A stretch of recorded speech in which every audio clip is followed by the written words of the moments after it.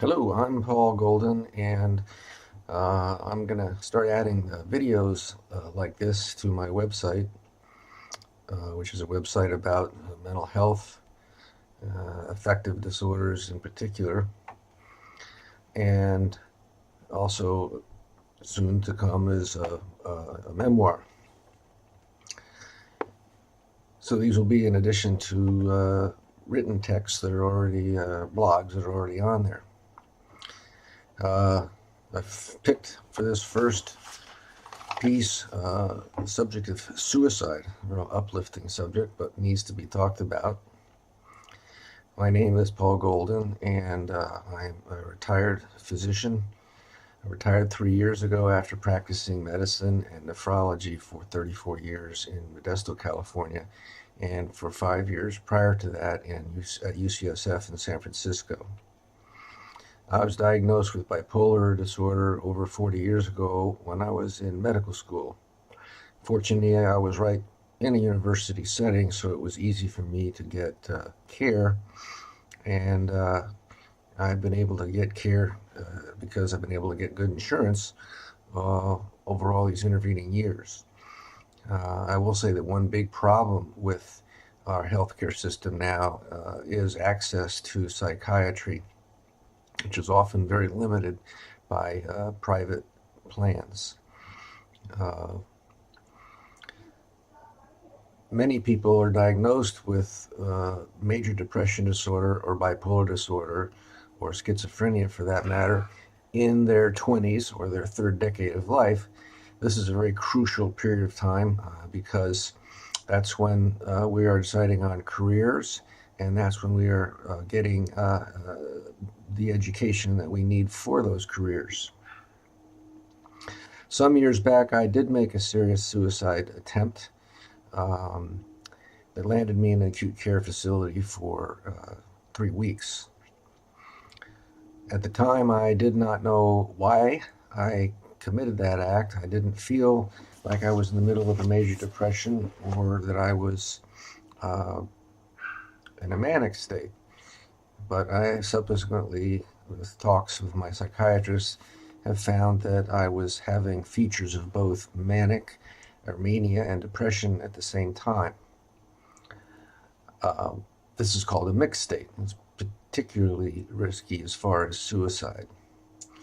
Before I go further, I want to read from two poems by one of my favorite authors, Edna St. Vincent Millay.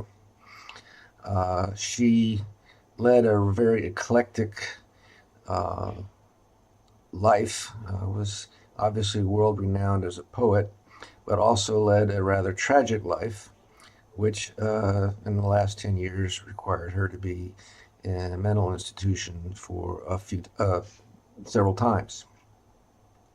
She died alone, her husband having died a year before her, of a broken neck after falling down stairs and was not found until the next day. Uh, I think the circumstances behind that fall are somewhat suspicious. In a poem she writes entitled Sorrow, it goes like this: Sorrow, like a ceaseless rain, beats upon my heart. People twist and scream in pain. Dawn will find them still again. This has neither wax nor wane, neither stop nor start. People dress and go to town. I sit in my chair. All my thoughts are slow and brown. Standing up or sitting down, little matters, or what gown or what shoes I wear. Now, this sounds like somebody who is in a major depression. It speaks for itself. She also has a poem entitled The Suicide. This starts out as follows: Curse thee, life, I will live with thee no more. Thou hast mocked me, starved me, beat my body sore, and all for a pledge that was not pledged by me. I have kissed thy crust and eaten sparingly, that I might eat again and met thy sneers with deprecations and thy blows with tears. I from thy glutted lash glad crawled away, and if spent passion were a holiday. And now I go. Certainly this has, by the very nature of the title, implications as far as suicide and the way one might feel. In the attempt that I made, the time interval between when I conceived of the idea and when I actually committed the act was less than 30 minutes. And in fact, in one study by the Harvard School of Public Health, they interviewed 153 serious suicide attempt survivors.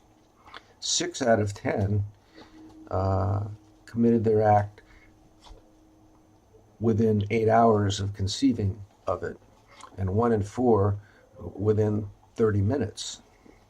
So impulsivity is a big problem in terms of intervention. In 2014, there were over 42,000 suicides in this country, which computes to 13 per 100,000 population. In the age group 15 to 30, it is the third leading cause of death after trauma and natural causes. Overall, in this country, it's the 11th leading cause of death. Males commit suicide at a rate 4 times that of females. Firearms are involved in 50% of suicides. Whites, more likely middle class whites, account for 70% of suicides. Behind them are Native American Indians and Alaskan Indians. It is felt that there are over 500,000 suicide attempts a year, but this is probably an underestimate, as not all hospital emergency rooms report cases. I recently participated in an event for the American Foundation for Suicide Prevention, also called by its moniker AFSP. This was their annual Out of the Darkness walk, which occurs in 400 communities around this country in September each year.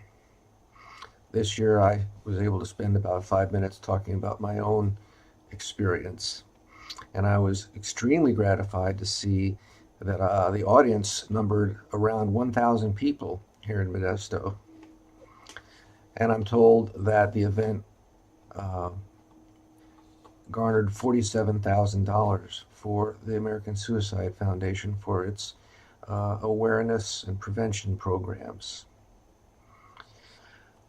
I spoke a little bit about educational aspects of bipolar disorder and a little bit about myself in this first video, and that is